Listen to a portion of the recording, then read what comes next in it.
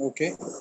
So in the last lecture, we had seen the concept of interface. So the interface is nothing but, as we know that the by default, the methods in interface are default, abstract, and the variables are finals.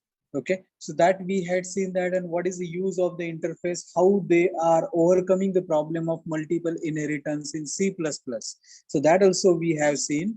So in the today's session, we are going to see the concept of garbage collection. We are going to see the concept of garbage collection in Java. Basically, unlike the C++, here we don't need any specific mechanisms.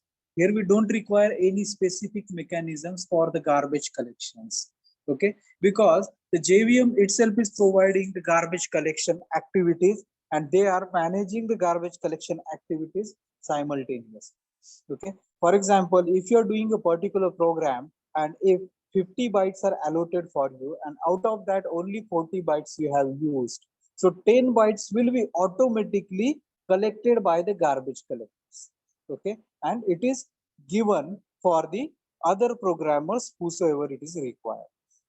Okay, so basically that is nothing but the management tactics which the Java is following, but we can provide a request to the compilers for the garbage collections to show the data which they have created. Okay, so basically here in this case we have the two extreme concepts which are available. The first one is programmer is not responsible at all for the memory management. Programmer has to be very careful to please the garbage collection. Okay, so these are the two extremes. The first is programmer is not at all responsible for memory management, which the Java is considering. The programmer has to be very careful for to please garbage collections. But as far as a large, but we need to understand the garbage collections for the large scale programs. Huge, it has a huge impact on the speeds.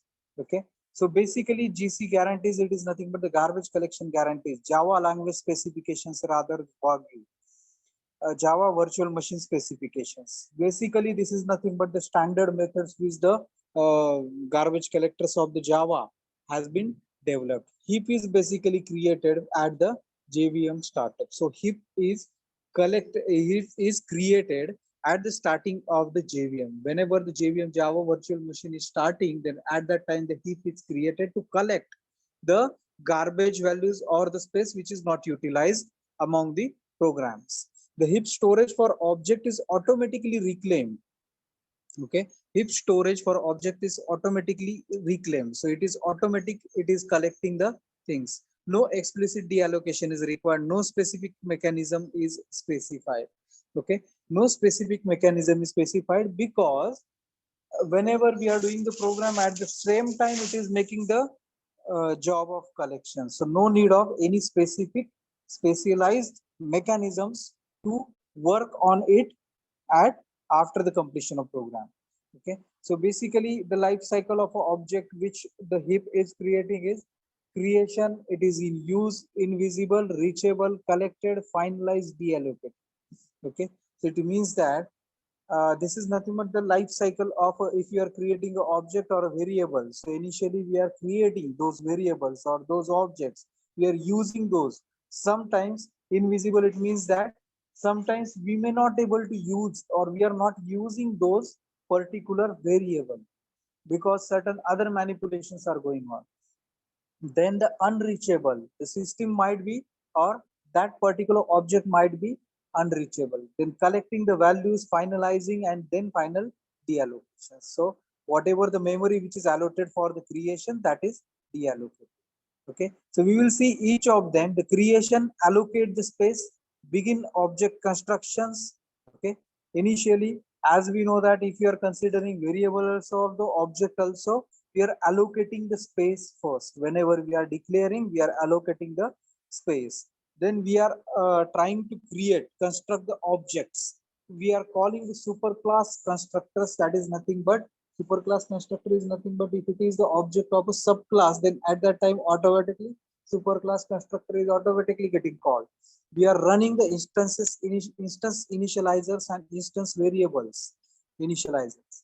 Okay, so this is basically used as a work of constructor. Just like a constructor, it is used to initializing the value, executing the body of a constructor. Okay, so this is nothing but the creation. As we know that creation, in that case, we are creating, allotting the space, and we are making the initialization. So that is nothing but the creation. In use, held by at least one strong reference. All references are strong unless we explicitly use one of soft weak or phantom reference, see, that we will see afterwards. Okay, basically this is nothing but the object creation. Okay, after object creations, automatically the constructor is getting called, initialization is happening, and after initialization we are using that. Okay, so this is nothing but the basic function which we are following. Okay, the invisible, no strong reference left that is accessible to the program, but there are still references, local variables that have gone out of scope. Okay, so this is the another case. In that case, that there is a no strong reference left. It means that the maximum times we have used those variables, whatever the changes that you would like to make to that variable, that we have already done. Okay, but right now, afterwards, certain local references are remaining, so that we are just considering. Okay, just if you are considering the try catch while true, it is just going inside. So something is missing or something is remaining, so for that, that particular object is not used. Okay, unreachable. Unreachable, it means that that particular object is not, or it is going out of scope, no more direct or indirect. So it is nothing but when we are going to go for the garbage collection, so that if the particular object is unreachable, we are just collecting that object automatically. No more direct or indirect strong reference. Okay, so there is no any reference for that object, so directly we are collecting it into the heap. The system itself is maintain it into the heap.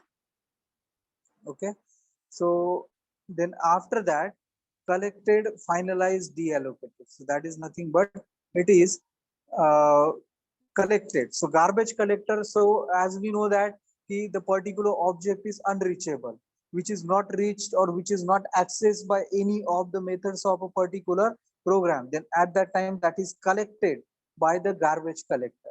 Okay, after collecting, they are finalized.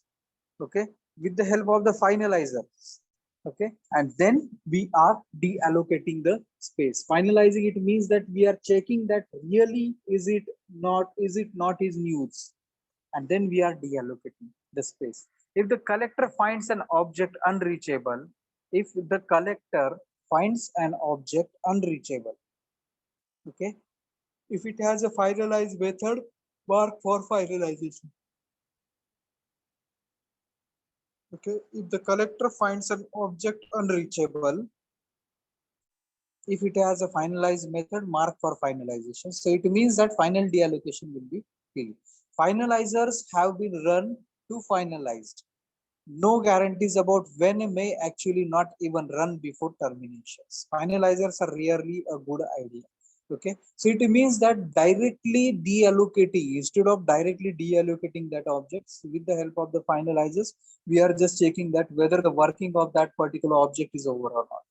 Okay, so deallocation, that is nothing but the reusability of the space. So again, that space can be used by some other programs. Okay, so that is nothing but, so therefore just because of this, we don't need to write the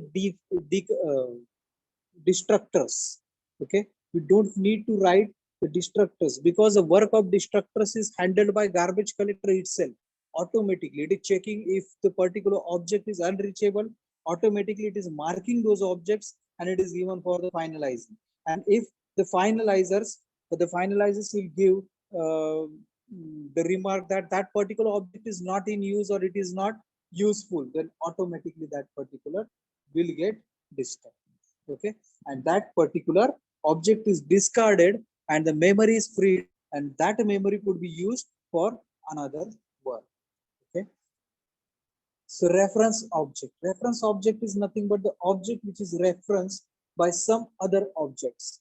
Okay, so The java.lang.reference to help the tune, it prevents the leaks. Soft, weak, and phantom reference skews. Soft reference for implementing memory sensitive caches. Weak reference for soft reference is nothing but for it is implementing memory sensitive cache. Okay, it means that that particular reference object is nothing but it is an object which is containing the related informations. Okay, soft refers it is used for implementing the memory sensitive caches. The weak reference for mapping where keys or values may be reclaimed. Okay, so reachability. So basically, these are nothing but reachability is nothing but it is strongly reachable, only strong reference from root set. So basically, it means that the reference is provided, but whether that particular object is reachable from the current object or not. So that we are just going to consider. The softly it means that may be reachable, may not be reachable. Okay. Weakly, neither strong nor soft, but live weak reference will be collected and reference is set to null. Okay, so these kinds are just directly collected and it is set to null because there is no connectivity. The chances of less connectivity or no connectivity is there, so therefore we have to reclaim that particular space. Okay, neither strong, weak, nor soft and has been finalized. Okay, else unreachable. It is nothing but, and if it is unreachable, obviously we are collecting that space, we are freeing that space, and we are using it. Okay, so we are reclaiming that space. Okay, so this is nothing but the stack heap thread active thread, so that we will see afterwards. I think this much is sufficient as far as this session is considered.